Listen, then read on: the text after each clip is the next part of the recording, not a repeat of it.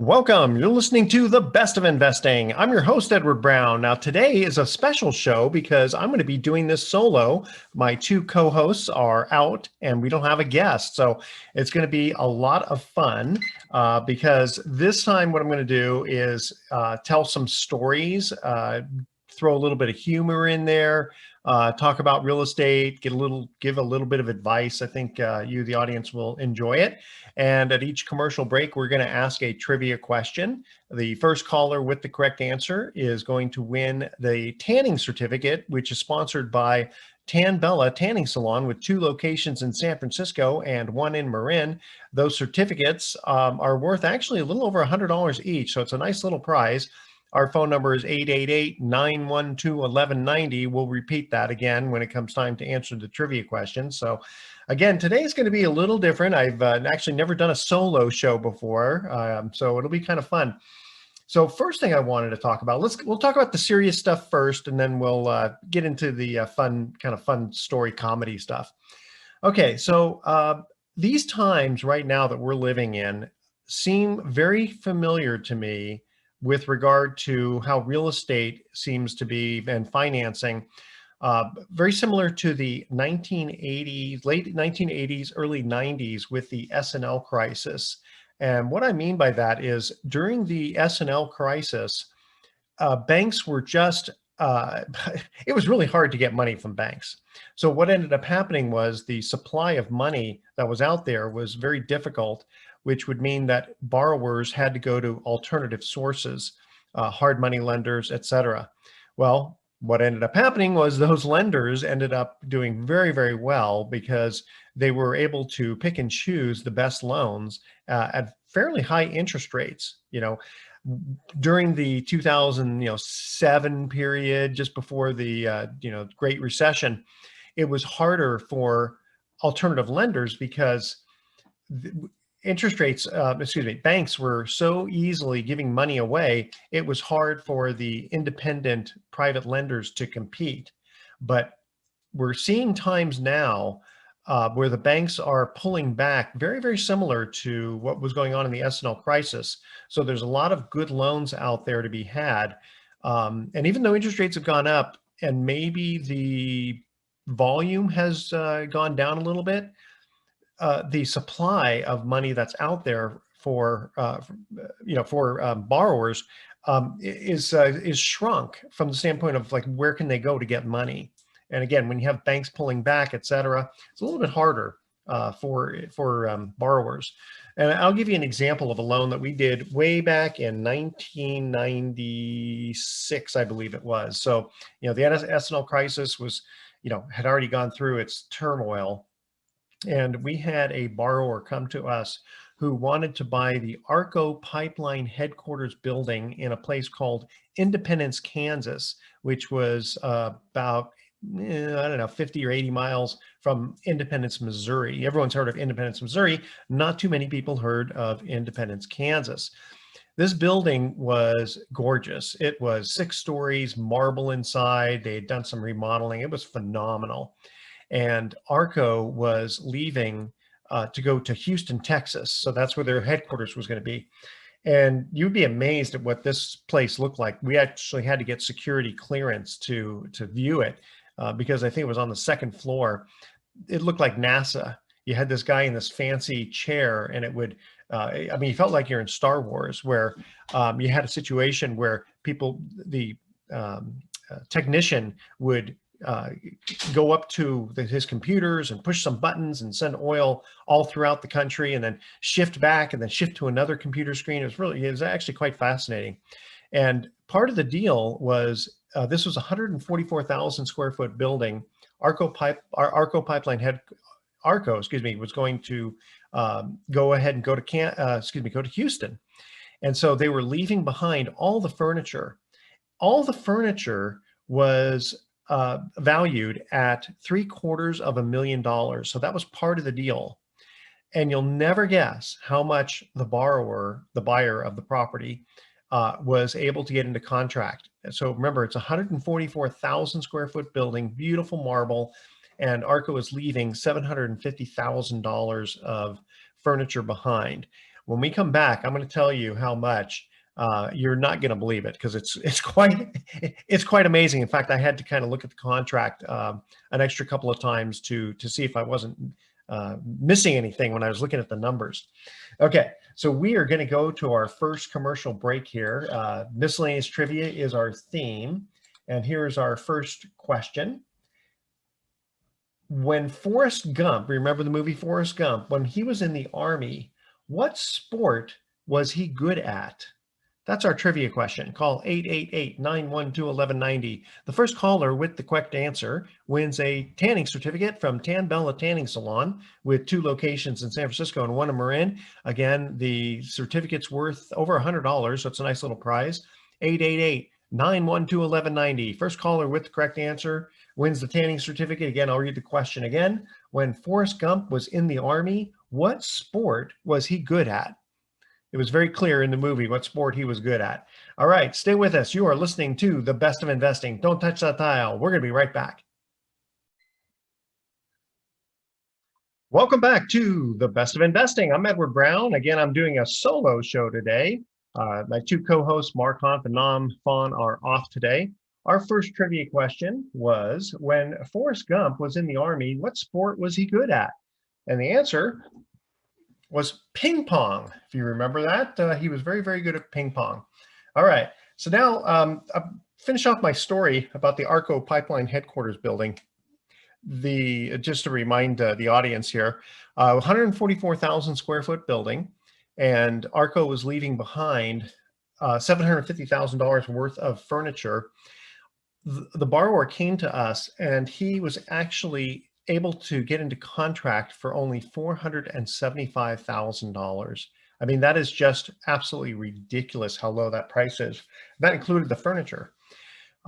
We couldn't figure out why until we realized, why he was getting such a good deal, until we realized that, ARCO is such a behemoth and they didn't want any liability. They were closing up shop, going to go ahead and just start all over again in Houston. And, what's an extra few million to them? Probably nothing. So that was a smoking hot deal. And I don't know if we'll ever see a deal that good again, but that just kind of highlights what was going on during the S&L crisis. The reason he couldn't get a loan was he wanted to put no money down.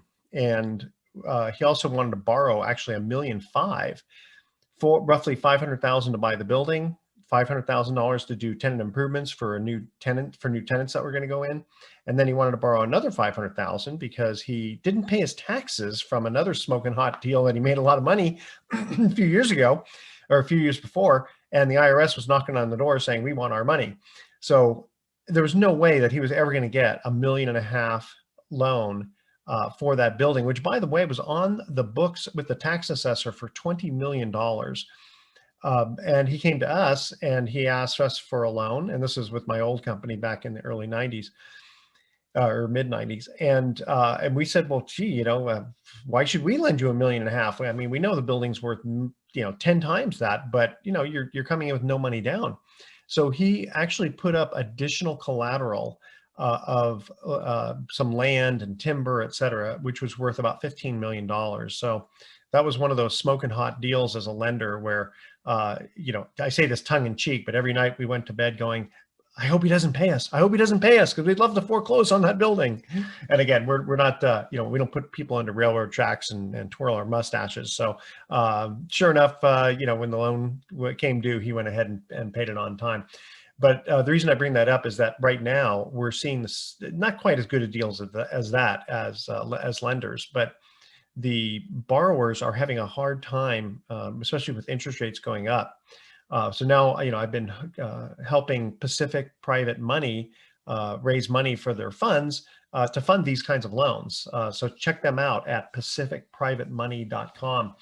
I'm going to throw a little fun stuff. I think I'll go back and forth because we're kind of limited on time, and I want to throw some humor in here. So you may have heard that it takes about 5.5 months to work for the government, paying tax wise, right? That's what they say. And they say, yep, you don't start working for yourself until you hit mid-May. The first 5.5 months you're working for the government. So I came up with this idea. I said, hey, what happens if I don't even start working until May 16th? Do I get to keep it all? Yeah, the accountant says no, it doesn't work that way. And let's go back to a little bit more serious stuff here. Okay, so I think it's really smart to know do some due diligence on borrowers. The reason I say that is one time I had a broker bring me a deal that looked pretty good, and the reason it was really interesting to me specifically is because the house was literally within 1 mile of where I live, so I knew the area really, really well, and it looked like a smoking hot deal for me as a lender. So the borrower, though, had a very odd, uh, foreign sounding name. And I thought, you know what? I think I'll Google this name because it's just really odd. I wonder what this guy does for a living. Even though I had, what they call a 1003 as application and all that. So I do some due diligence on this borrower. And wouldn't you know, this guy was he was actually convicted of espionage against the United States, and he's going to prison for a very long time. And I think about this, I thought, gosh, what would have happened if I would have made that loan? And suddenly the feds came in and said, you know what, either A, are you part of this group? Or colluding with this guy? Or the fact of, we're just going to take your collateral away because it's tainted. So as a potential lender, it's probably a good idea to do a little due diligence on some borrowers. Okay, I like kind of bounced around between fun stories, fun, laughing, with comedy stuff, and then some serious stuff. So I'm going to throw a little comedy in here too. Okay, so this has to do with staying in shape. What's so funny? I have so many of these. This is going to take way more than one show. So I'm just going to kind of pick and choose some of these, and maybe we'll save some for another time. So staying in shape. I go to my doctor and he asks how much I weigh. And I say, well, about 200 pounds. And he said, your cholesterol level should be about how much you weigh, otherwise you could die. And when he told me my cholesterol was 500, I asked, well, how many months do I have to gain another 300 pounds? But I'm up. Okay, we're kind of teasing on that. Okay, let's go back to this a little bit. Okay, a little bit more serious stuff. And again, I'm just kind of goofing around here, having fun. But I've got some really, actually, very, very good tidbits here. A lot of times, people ask us how conservative doing a second mortgage is. A lot of people say, "Well, I'll never invest in a second mortgage; it's too risky." But actually, there are some second mortgages that are more conservative than first mortgages. Excuse me. And one might say, well, how that's impossible. Well, when we come back, I'm going to give you a story about a second mortgage that I thought was so conservative that I ended up doing it, and I would do it all day long because I would have loved to have been the foreclosing party. Unfortunately, this person did pay me off, so I never got to foreclose. But I'm going to give you an example of how potentially a second mortgage is more conservative than some first mortgages. Not the specific first mortgage in front of me, but just in general. Some people say, oh, I'll never do a second mortgage, too risky. Firsts are always good. Not necessarily. When you hear the story, you might agree with me. All right. So second trivia question we're going to ask is, in which decade was the Hindenburg disaster? Call 888-912-1190. First caller with the correct answer is going to win that tanning certificate. Again, in which decade was the Hindenburg disaster? Call 888-912-1190. The first caller with the correct answer is going to win that tanning certificate, which again is worth over $100. So stay with us. You're listening to the Best of Investing. And by the way, people say, Edward, what do you look like? Well, some people say I look like Robin Williams, and my response is before or after he died. If I had his money, I'd throw mine away. All right, stay with us. You're listening to the Best of Investing. Don't touch that dial. We're going to be right back. Welcome back to the Best of Investing. I'm Edward Brown. Again, doing this solo. I know I'm kind of jumping around a lot, but I'm just having fun here doing the show. Our second trivia question was, in which decade was the Hindenburg disaster? And the answer is the 1930s. All right, I'm going to finish off my story here. Now, I had said before the break, not all second mortgages are alike, and how in some cases, a second mortgage may be more conservative than a first mortgage. Now, I'm not talking about the first mortgage that's specifically on the property that you're on in second position, because that wouldn't make sense. But a lot of times people look at, let's say, a first mortgage of 60% loan to value, house is worth $1 million. and you're a $600,000 first mortgage, and that's pretty conservative. And I would say, yeah, that's fine. But let me tell you this story, and you tell me, or tell me on the air, if you think that this is a fairly conservative second mortgage. All right. So I was asked, this is going back, gosh, I guess about 12 years ago. I was asked to do a $99,000 second mortgage on a house that was worth $300,000 in Orange County. Now, here's the magic question.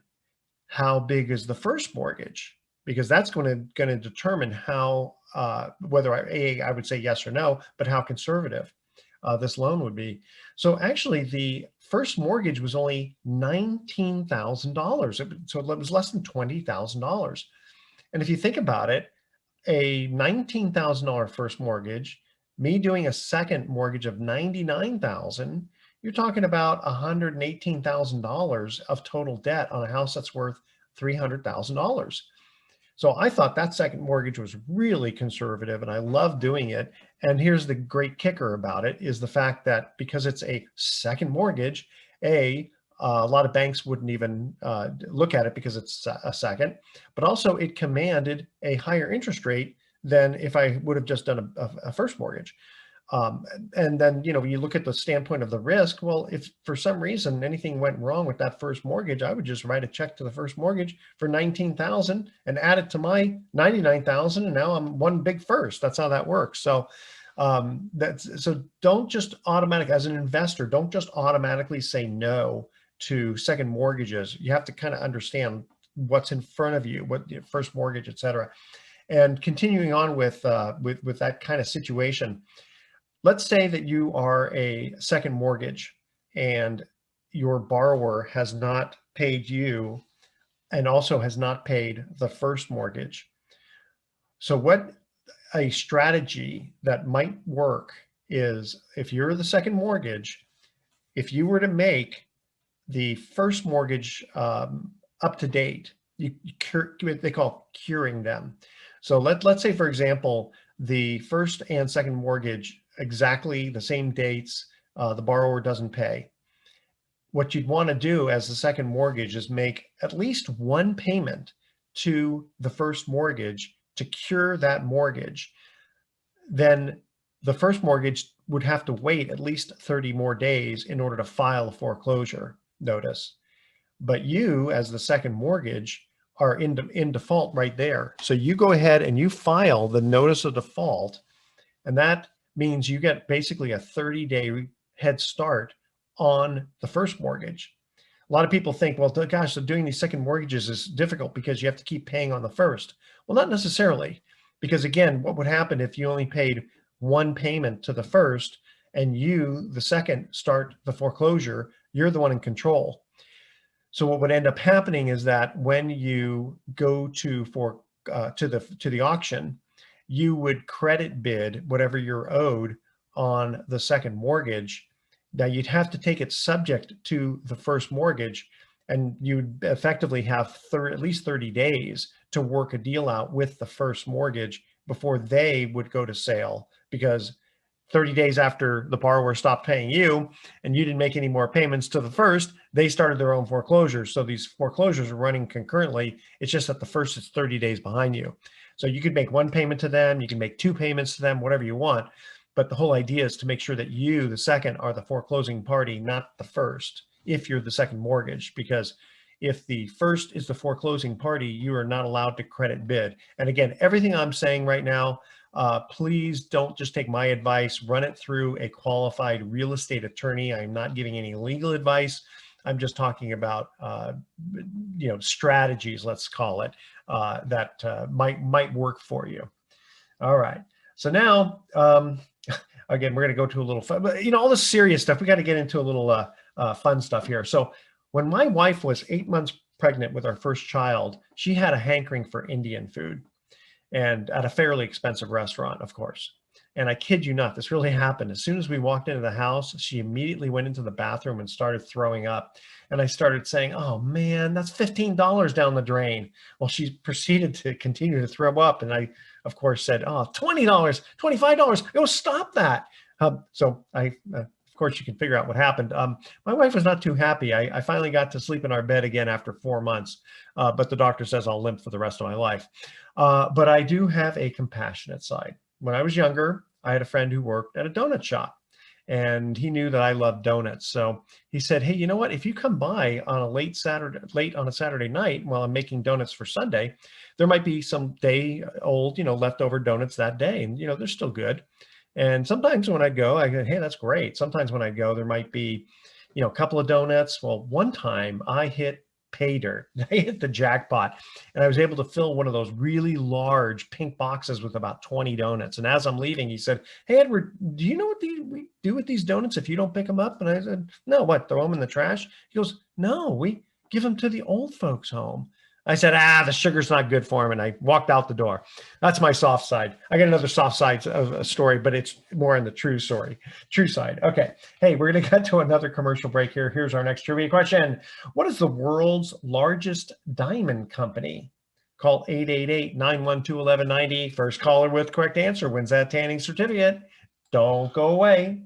Stay with us. You're listening to The Best of Investing. Don't touch that dial. We're going to be right back.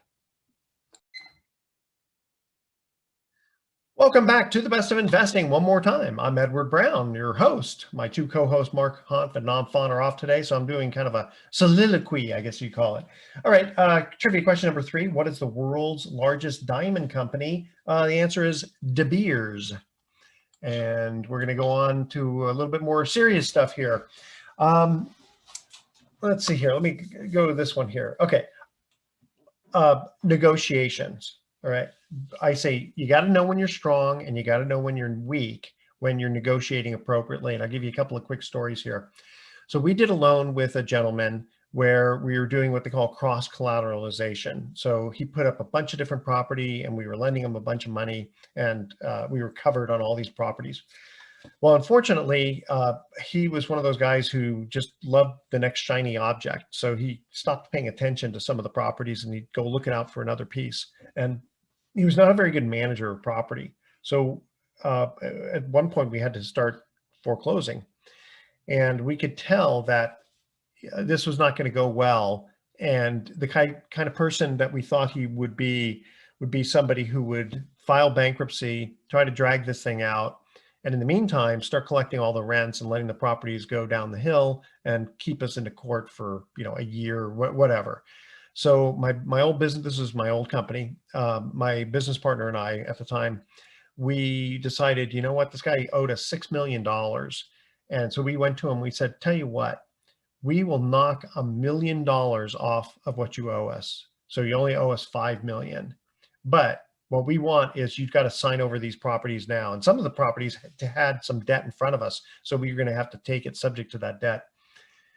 And he agreed to do that. And it turned out that it was such a smart decision on our part, because we were able to get good managers in there and turn the properties around very quickly. Like I mentioned, he's not a very good manager.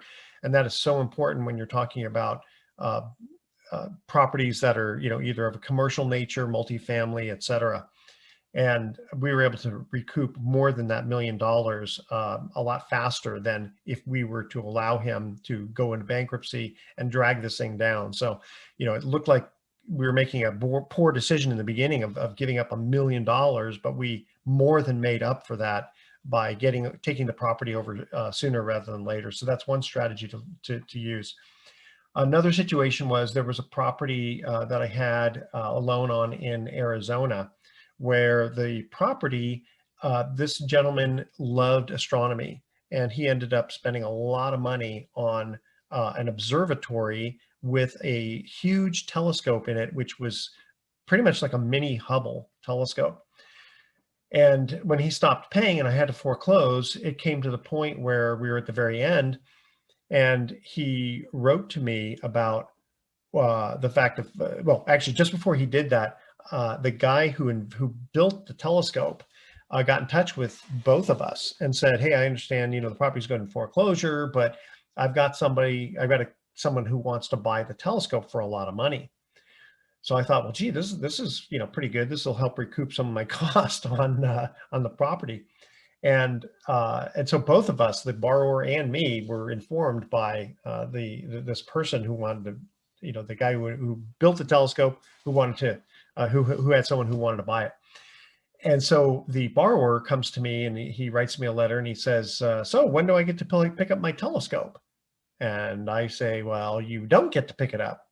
And his attitude was it was considered real property, like as though he left furniture in the property so that he was legally entitled to it. And my attitude was, no, it's real property because it's affixed to the ground, sort of like a stove would be. And, he had his attorney write to me, and I had this idea. So the other attorney was a very nice guy. So listen, I'm not even going to hire an attorney, but I said, would you be okay if I talk to the client? He says, oh yeah, sure, go ahead. So I called the client and I said, listen, here's the deal. I said, I see exactly what you're talking about with regard to why you think it's personal property. And in fact, I could even make your argument for you. I said, but you can probably see how I can look at it as being real property. And let's come to a common ground of the fact that if we don't agree to something and we drag this thing into court, it's going to take tens of thousands of dollars with experts. We both have to fly down to Arizona, and because we were living in California, and by the time we fight this thing out, that buyer is going to go away. And this is, not an easy sale to sell a telescope. There's only a few buyers around. So he agreed that we needed to come to a resolution fairly quickly. So I basically put it to him and I said, listen, here's the deal. Let's just split it 50-50. I said, even though we both could make arguments for either side, neither one of us want to walk away with nothing. So I'll give you 15 seconds. I literally told him that. I said, you got 15 seconds to decide. Otherwise, we are going to fight this thing out and nobody's going to win. And sure enough, he said, yep, you're right. Let's go ahead and do it. So, no animosity between us. We just went ahead and decided it was best to just split it. So my whole point on this is when negotiating, you got to know when you're strong, you got to know when you're weak. And sometimes even if you're weak on some things, you can kind of pull a rabbit out of your hat for other things. So I just thought that was kind of a fun little story there. Now I mentioned about my soft side. So one time my wife, my young daughter, and I went to go see the movie The Notebook, if you remember that romantic movie. And I'm sitting in between them. And remember the beautiful, touching scene where they're in the rowboat on a majestic lake, where there's some swans surrounding the couple. Well, my daughter says, she just says right out loud, mine, like the cartoon movie Madagascar. And my wife on the other side says, Aflac, Aflac, like the insurance commercial. I mean, here is this beautiful, majestic scene with these beautiful swans, and they're kidding around. And here I am, like crying like a baby because it's such a sensitive scene. And I got these two on each side of me. I mean, I just can't win. I just can't win. I want to throw this one in here too. Okay, so you've heard of the phrase happy wife, happy life. Did you know there's a follow-up that was happy husband? Who gives a rip? Yeah, it's like sounds like a lot of households I know. Okay, and people accuse me of not working hard because I quit my last job. They wanted me to start working at 8:30 a.m. I couldn't work under such harsh conditions. I told my boss, I've been fired from better places than this. And lastly here, one time I got a D in school. And I told my dad, he was upset. And I said, hey, Dad, they don't give out they don't just give out D's to anybody. He didn't buy it. But I do have to say that history was an easy class because when I was in school, history was only 15 minutes long. There wasn't much history before I was born.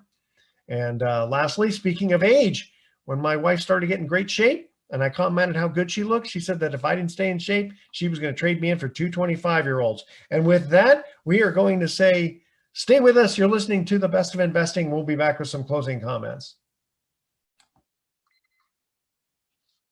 Welcome back to The Best of Investing. Last time for today, I'm Edward Brown, your host. We've had some fun here today, talking about some serious stuff and some non-serious stuff.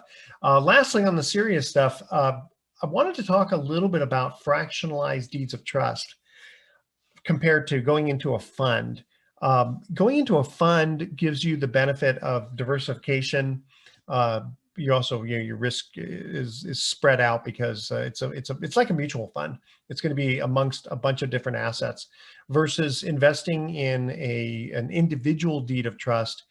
The benefit is the fact that you know exactly which deed of trust you're investing in. One of the problems, though, is that when you get a loan that's a little bit too large that you can't handle by yourself, you go in with other people, and they call that a fractionalized deed of trust. And here's where there could potentially be a problem. If you don't know every single person who is in that deed of trust with you, an issue can arise where if there's a foreclosure, who takes the lead? There's certain rules about whoever has at least 50% controls. However, title companies have been very much sticklers about the fact that they don't want to get sued. So they are making every single person, no matter how large or small, sign off on the deed of trust. And that can be an issue because, in fact, here's an example, even when something doesn't go wrong. Let's say the borrower's been paying like clockwork, but the loan comes due and you are let's say you're the larger owner of that note. Let's say it's a $200,000 note and you have 120,000 of it, and some other person you don't know has 80,000. Well, you're both recorded on the deed of trust. What happens if you want to extend, or let's say you don't want to extend, and the other person does want to extend the note? The title company is going to make you both come up with signing off one way or the other. And what you don't want is a situation where you get into a fight with other people on the deed of trust, because that'll cost a lot of money and you'll get nowhere. So it's really important. I believe they call it a partition action, where you try to separate out the property of the deed of trust. The problem, again, is you're getting into a lot of expense and you end up with something you really didn't intend. So my advice is to not do any fractionalized deeds of trust, or if you are going to do them, make sure that you know every single person who's aligned with you or in the deal with you, and your interests are aligned. Fortunately, I have done some deeds of trust with people where we've done fractionalized ones, and fortunately, they've been more, trusting me and my judgment. So I've kind of driven the boat, but they still, when it comes time to signing off, the title company doesn't take my word. In fact, they won't even allow a power of attorney. They literally have to have everybody on the deed of trust has to sign off. So again, unless you're going to take 100% of a deed of trust as an investment, I would suggest going into a fund or going in with other people you know extremely well and have a lot of control over it. And that's my advice. For more information about just investing in deeds of trust or investing in funds, go to pacificprivatemoney.com. There's a wealth of information on there, and hopefully that'll give you everything that you need to know. I might try this one more time, but next time I do this soliloquy, I'll be a little bit more polished, I promise. Okay, we're going to go to our thoughts for the day now. So I always kind of wondered, do regular dogs see police dogs and think, oh no, it's a cop? And my wife isn't talking to me. She said I ruined her birthday, and I'm not sure even how, because I didn't even know it was her birthday. I don't get it. All right, tune in next week to The Best of Investing. We're going to be giving away more free prizes for answering trivia questions. Thanks for listening. On behalf of our team, I'm Edward Brown, wishing you the best of investing.